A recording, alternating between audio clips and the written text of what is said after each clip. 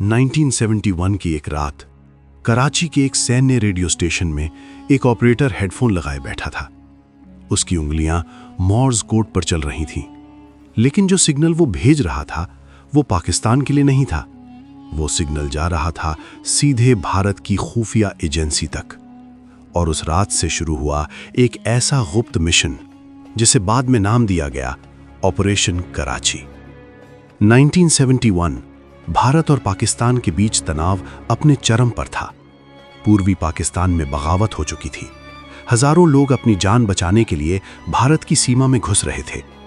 भारत की खुफिया एजेंसी पाकिस्तान की हर गतिविधि पर नजर रख रही थी। कराची पाकिस्तान की नौसेना का सबसे बड़ा बेस। यहां दिन रात रेडियो सिग्नल भेजे और रिसीव किए जाते थे। यहीं काम करता था एक युवा रेडियो ऑपरेटर। एक दिन कराची के एक कैफे में उसकी मुलाकात एक अजनबी से हुई।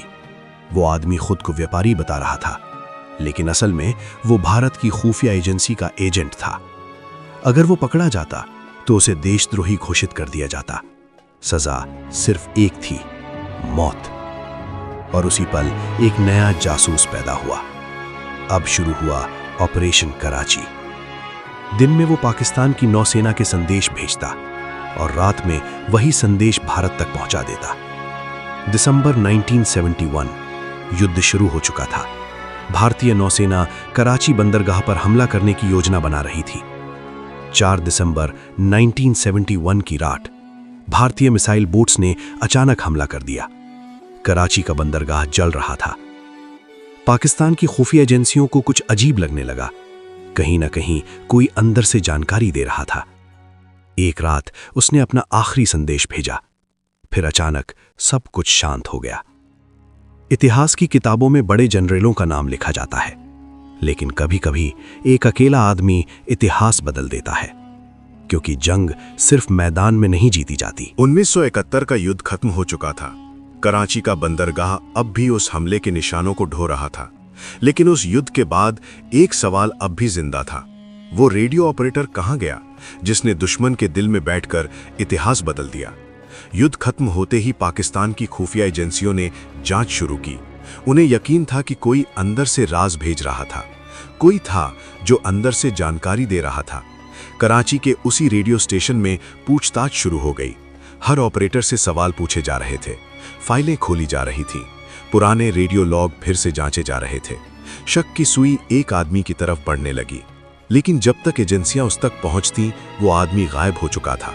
ना कोई रिकॉर्ड, ना कोई पता। ऐसा लग रहा था जैसे वो कभी था ही नहीं। कुछ रिपोर्ट्स कहती हैं उसे पकड़ लिया गया था और उससे गुप्त पूछताछ हुई। कुछ लोग मानते हैं कि भारत की एजेंसी उसे बाहर निकालने में सफल रही। कहा जाता है एक रात समुद्र के रास्ते उसे बाहर निकाला गया और फिर वो गुमनामी में चला गया। आज भी उसका नाम सार्वजनिक नहीं किया गया। उसकी फाइलें आज भी बंद हैं, लेकिन इतिहासकार एक बात मानते हैं, उसकी जानकारी के बिना हमला इतना सफल नहीं होता। कुछ जासूस पकड़े जाते हैं, कुछ इतिहास में अमर हो जाते हैं और कुछ हमेशा रहस्य बन जाते हैं। 1971 का युद्ध खत्म हो गया था। कराची का बंदरगाह धीरे धीरे फिर से काम करने लगा था, लेकिन पाकिस्तान की खुफिया एजेंसियां परेशान थीं। भारत को इतनी सटीक जानकारी कैसे मिली? कहीं ना कहीं कोई बड़ा राज छिपा हुआ था। कराची नौसैनिक मुख्यालय में एक गुप्त मीटिंग बुलाई गई। टेबल पर फैले थे रेडियो लॉग्स और गुप्त फाइलें। सबका सवाल सिर्फ एक था, हमारी जानकारी भारत तक पहुंची कैसे? जांच टीम ने रेडियो ट्रांसमिशन रिकॉर्ड खंगालने शुरू किए।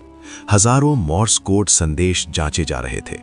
हर रिकॉर्ड को ध्यान से देखा जा रहा था और तभी एक अजीब पैटर्न सामने आया। कुछ सिग्नल सामान्य लगते थे, लेकिन उनके अंदर छुपा हुआ कोड था। ये कोई साधारण ऑपरेटर नहीं था, ये कोई प्रशिक्षित जासूस था जिसने रेडियो सिस्टम का इस्तेमाल गुप्त रास्ते की तरह किया। लेकिन सबसे बड़ा सवाल था, वो आदमी था कौन? जांच आगे बढ़ी। रेडियो ऑपरेटर अचानक गायब हो गया था। उसका कमरा खाली था, उसकी फाइलें भी गायब थीं, जैसे किसी ने उसके सारे निशान मिटा दिए हों।